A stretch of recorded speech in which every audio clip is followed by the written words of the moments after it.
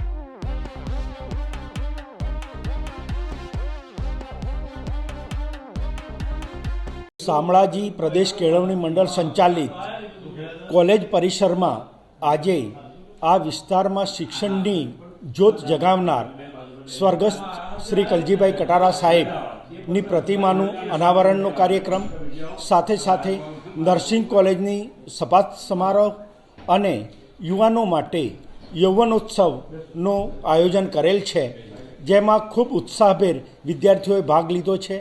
આ પ્રસંગે દીવ દમણ દાદરાનગર હવેલી અને લક્ષદ્વીપના પ્રશાસક પરમ આદરણીય શ્રી પ્રફુલ્લભાઈ પટેલ સાહેબના અધ્યક્ષ સ્થાને આ કાર્યક્રમ યોજાઈ ગયો છે। જયદીપ ભાટિયા, દિવ્યાંગ ન્યૂઝ, અરવલ્લી।